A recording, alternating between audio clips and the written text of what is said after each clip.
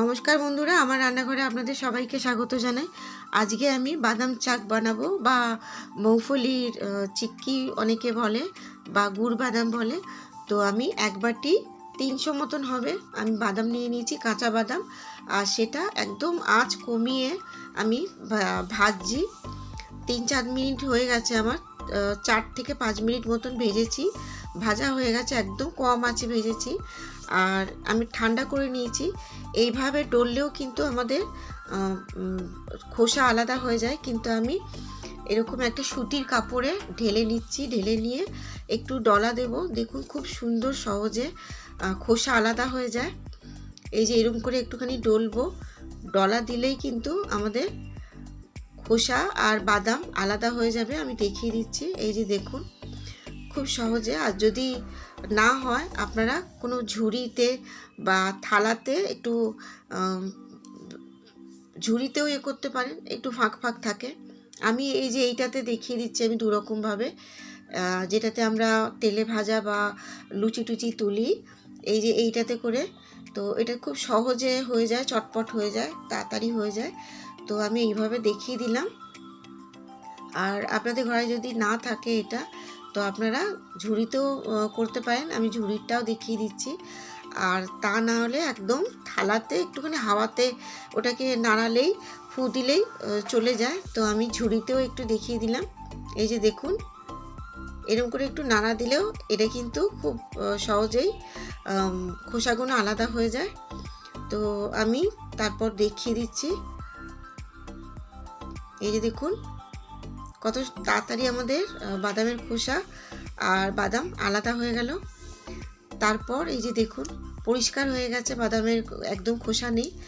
আর দোকানে আমরা যখনই খাই গোটা গোটা থাকে না, একটু ভাঙা ভাঙা থাকে। তো আমি একদম যাতে দোকানের মতন লাগে, তো এরকম গ্লাস বা বাটির কোনো পেছন দিকে এই যে এরকম করে চেপে চেপে ভেঙে দিলে, একটু হালকা হাতে ভাঙলেই, চাপ দিলেই ভেঙে যাবে।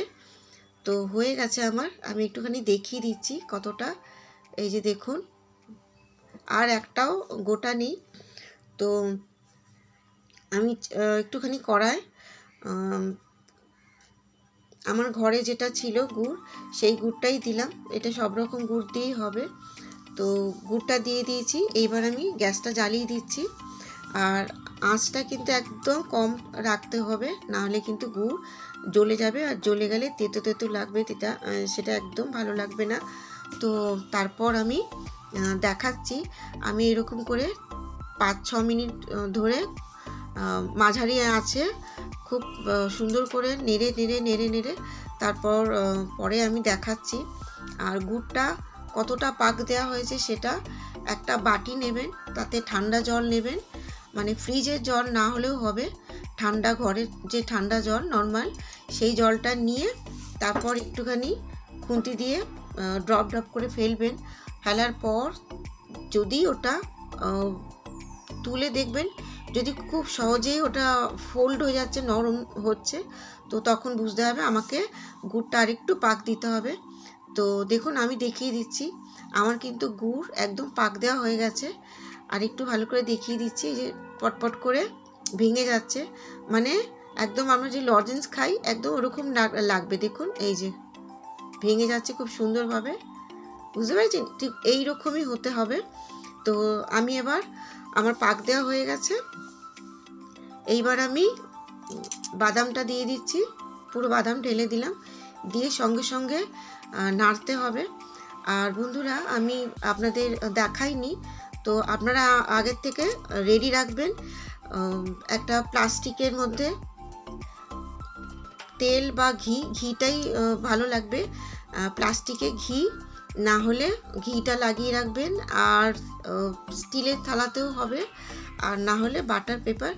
তো যেখানেই হোক না কেন, যেটাতেই হোক না কেন, একটু ঘি মাখিয়ে, আর খুব ফাস্ট করতে হবে এটা, তাহলে কিন্তু তাড়াতাড়ি ঠান্ডা হয়ে যায়। তার কারণ এটা যদি তাড়াতাড়ি না করা হয়, আমরা ছুরি দিয়ে সে চৌকো হোক আর গোল গোল হোক, আমরা যে শেপ দেবো সেই শেপটা কিন্তু হবে না।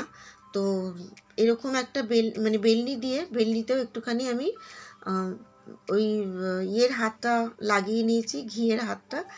তো আমি ওর ওপর দিয়ে প্লাস্টিকটা চাপা দিয়ে দিলাম, দিয়ে এরকম করে করছি। একদম দোকানেও কিন্তু ঠিক এরকম করেই ওরা এরকম করে বানায়। তাহলে কি হবে, পুরোটা চারিদিকে ছড়িয়ে যাবে। তো আমার হয়ে গেছে। এবার আমি খুলে নিচ্ছি প্লাস্টিকটা, খুলে নিয়ে আর গরম থাকতে থাকতেই আমাকে কাট লাগাতে হবে। আপনি চৌকো করেও বা গোল গোল করুন, এই গরম থাকতে থাকতেই করতে হবে। আর দ্রুত না করলেই কিন্তু ঠান্ডা হয়ে যাবে। ঠান্ডা হয়ে গেলে আর এই চাকু আমাদের বসবে না, তো তখন অসুবিধা হবে। তো সেই জন্য একটু গরম গরম থাকতে থাকতে এটা করে নেবেন। তারপর আমি দেখাচ্ছি, আমি আগে কাট লাগিয়ে দিচ্ছি। হয়ে গেছে। তো এবার আমি দেখিয়ে দিচ্ছি। 3 থেকে 4 মিনিটের মধ্যেই আমাদের এই বাদাম চাক কিন্তু ঠান্ডা হয়ে যায়, আর আপনারা খুব সহজেই এটা ভেঙে নিতে পারবেন। আমি এবার স্টিলের থালাতে আমি ভেঙে ভেঙে রাখছি, আমি দেখিয়ে দিচ্ছি। এই যে দেখুন, এই ভিডিওটাতে আপনারা বুঝতেই পারবেন আমি যেভাবে ভাঙছি, ভাঙার ইয়েটাই বুঝতে পারবেন যে কতটা ক্রিস্পি হয়েছে। দোকানের মতন, একদম দোকানের মতন হয়েছে। আর আমার এই বাদাম চাক আপনাদের যদি ভালো লেগে থাকে, লাইক কমেন্ট শেয়ার করবেন, আর সাবস্ক্রাইব করতে ভুলবেন না। বন্ধুদের মধ্যে প্রচুর শেয়ার করবেন। আর আমি একটু দেখিয়ে দিচ্ছি, শুনিয়ে দিচ্ছি আপনাদের কতটা এটা ক্রিস্পি হয়েছে। আওয়াজে আপনারা বুঝতে পারবেন। তো একটুখানি আওয়াজটা, এই যে দেখুন একেবারে হয়েছে একদম দোকানের মতনই, মনেই হচ্ছে না যে ঘরে করা এটা। দেখুন ভেঙেছি, ভাঙাতেও কীরকম আওয়াজ হচ্ছে। তো আপনারাও এই টিপসগুলো যেভাবে আমি করলাম, যেভাবে বললাম, তো এইগুলো মাথায় রেখে আপনারা করবেন, আপনাদেরও একদম পারফেক্ট হবে। আর যদি আপনারা বাড়িতে কোনো গেস্ট আসে, তাদের এরকম দিতে পারেন, বা কোথাও যখন আমরা যাব এরকম ফয়েল পেপারে মুড়ে মুড়ে নিয়ে যেতে পারেন। অনেকে বলে আটকে যায়, তো কোনো রকম আটকাবে না, তাও আমি দেখিয়ে দিলাম। ফয়েল পেপারে এরকম করে জড়িয়ে নেবেন, আর তাহলে একটার সাথে একটা আটকাবে না। আর আমি এরকম কাচের একটা বয়ামের মধ্যে, ছোট শিশির মধ্যে রেখে দিলাম কিছু। তো আপনারা 1 মাস মতন এরকম অল্প অল্প করে বানিয়ে রাখলে অল্প অল্প করে খেতে পারেন। দোকানের থেকে ঘরে ভীষণ ভালো হয়। তো আপনারা বানাবেন আর কমেন্ট করে জানাবেন। সবাই ভালো থাকবেন। ধন্যবাদ।